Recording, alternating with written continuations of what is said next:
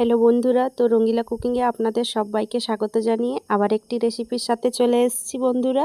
তো আপনারা সকলে কেমন আছেন? আশা করছি অনেক অনেক ভালো আছেন। তো আজকের রেসিপি নিয়ে এসেছি সন্না ডাঁটার রেসিপি। তো বন্ধুরা, এখানে দেখুন আমি সব কিছু কিন্তু কেটে নিয়েছি। সন্না ডাঁটাটাও খুব ভালোভাবে এখানে কেটে নিয়েছি। আর সাথে আমি নিয়েছি সন্না ডাঁটা, বেগুন একটা মিডিয়াম সাইজের, দুটো মিডিয়াম সাইজের গাজর, আর সাথে দুটো মিডিয়াম সাইজের আলু। তো আলুগুলো এইভাবে করে নিয়ে এখন সব কিছু কেটে নিয়েছি দেখুন বন্ধুরা। তো চলুন বন্ধুরা, চলে যাচ্ছি এখন রেসিপিটি শুরু করে নেব। তো গ্যাসের উপরে আগে থাকতেই কড়াই গরম হয়ে গেছিলো।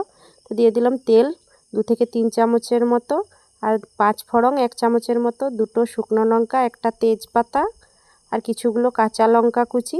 তো ঝালটা আপনাদের পরিমাণ মতন আপনারা দেবেন। তো বন্ধুরা, দিয়ে দিচ্ছি একটা মিডিয়াম সাইজের পেঁয়াজ কুচি তেলের মধ্যে। এখন দিয়ে নিয়ে কিন্তু খুব ভালোভাবে নাড়াচাড়া করে নিচ্ছি। তো পেঁয়াজটাকে অল্প একটু ভেজে নেব। তো এইভাবে করে 1 মিনিট আমি পেঁয়াজটাকে খুব ভালোভাবে ভেজে নিয়েছি। তো এখন দিয়ে দিচ্ছি কেটে রাখা আলু।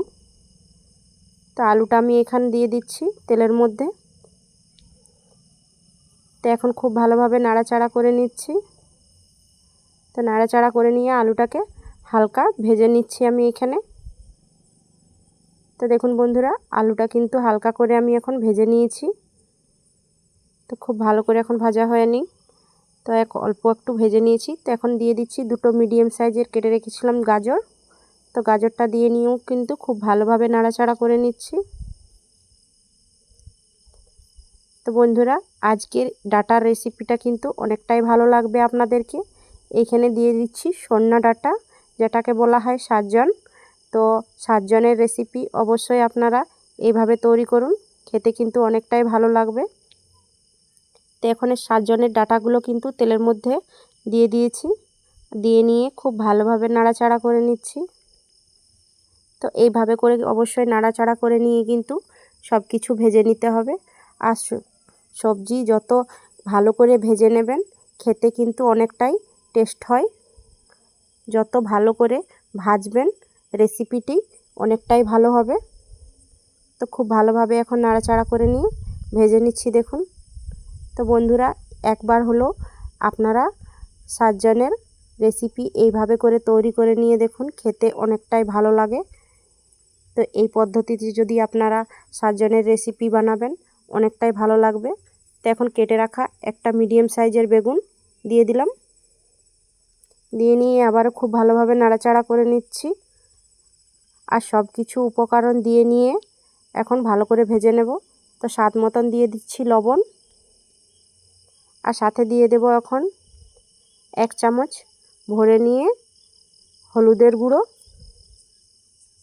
তো এখানে আমি দিয়ে দিচ্ছি হলুদ গুঁড়ো দিয়ে দিয়েছি। তো হলুদ গুঁড়োটা দিয়ে নিয়ে খুব ভালোভাবে মিক্স করে নিচ্ছি।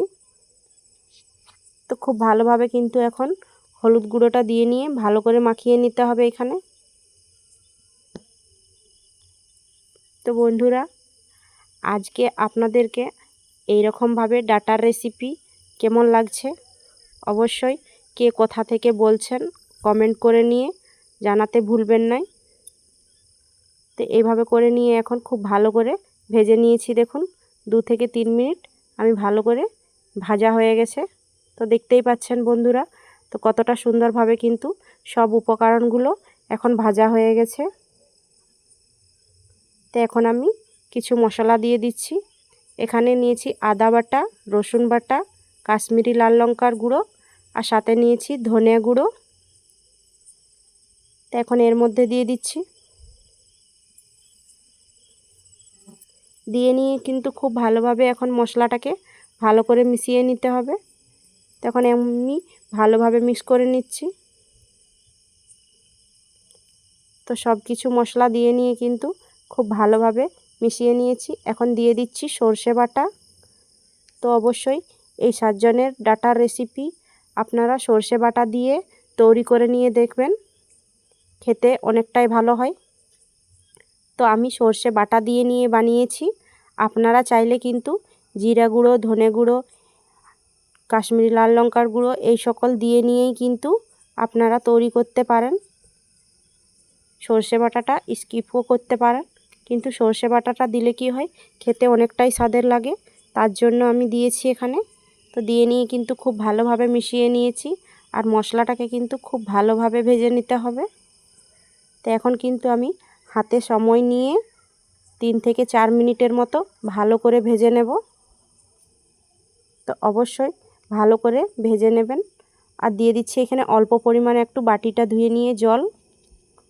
তো জলটা দিয়ে নিয়ে গ্যাসের ফ্লেমটা কিন্তু আমি মিডিয়াম টু লোয়ের মধ্যে করে নিয়েছি, আর খুব ভালোভাবে এখন মিক্স করে নিচ্ছি। তো এইভাবে করে নিয়ে এখন খুব ভালো করে মিক্স করে নিচ্ছি, আর মশলাটাকেও খুব ভালোভাবে ভেজে নিচ্ছি। তো সাজ্জান ডাঁটার রেসিপি অনেকেই পছন্দ নাও করেন, আর অনেকেই কিন্তু সাজ্জান ডাঁটার রেসিপি অনেকটাই পছন্দ করেন। তো আমার পদ্ধতিতে একবার হলো বাড়িতে তৈরি করে নিয়ে দেখুন, অনেক অনেক ভালো লাগবে, আর বাড়ির সকলে খেয়ে কিন্তু অনেকটা মজা লাগবে। তো দেখুন বন্ধুরা, খুব ভালোভাবে কিন্তু এখন হাতে সময় নিয়ে ভেজে নিয়েছি দেখুন মশলাটা। তো মশলাটা কিন্তু খুব ভালোভাবে আমার ভাজা হয়ে এসছে। দেখুন মশলা কিন্তু খুব ভালো করে ভাজা হয়ে গেছে এখানে।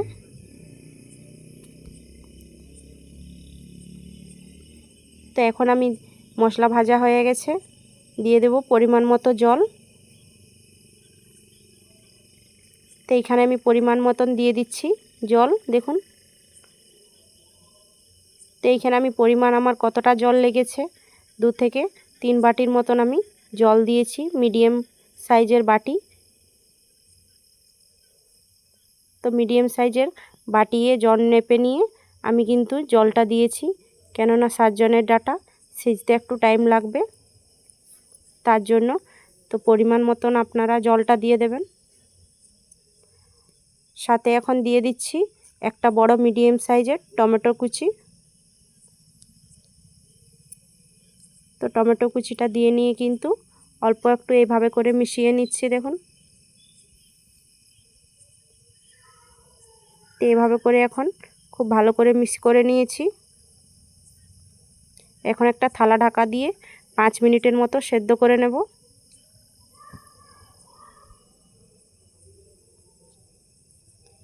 তো 5 মিনিট পরে ঢাকনটা খুলে নিয়ে দেখে নিচ্ছি দেখুন, অনেকটাই কিন্তু জলের ঘনত্ব অল্প হয়ে গেছে, আর আলুগুলোও খুব ভালোভাবে সেদ্ধ হয়ে গেছে। দেখুন আলুটা খুব সুন্দর সেদ্ধ হয়ে গেছে, সাথে যে কিছু উপকরণ দিয়েছিলাম সব কিন্তু খুব ভালোইভাবে সেদ্ধ হয়ে গেছে এইখানে। আর জলের পরিমাণটা কিন্তু অনেকটাই কম হয়ে গেছে। তো আবারও একটু আমি কিছুক্ষণ ফুটিয়ে নেব।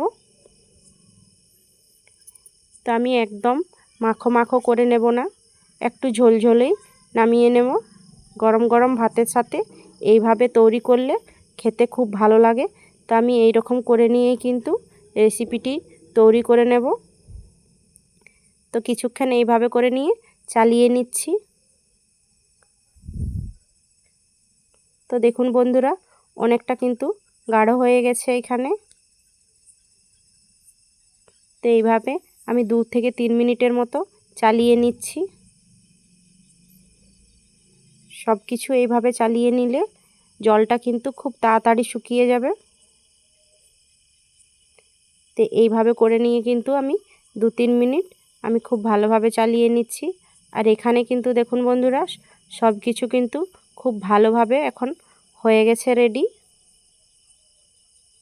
তো এই পদ্ধতিতে অবশ্যই আপনারা বাড়িতে তৈরি করুন, খেতে অনেকটা ভালো লাগবে। তো বন্ধুরা, আজকের রেসিপি আপনাদের কাছে কেমন লাগছে অবশ্যই লাইক শেয়ার কমেন্ট করে জানাবেন। তো এখন গ্যাসের ফ্লেমটা বন্ধ করে নিয়ে আপনাদেরকে চলুন সার্ভ করে নিয়ে দেখাচ্ছি।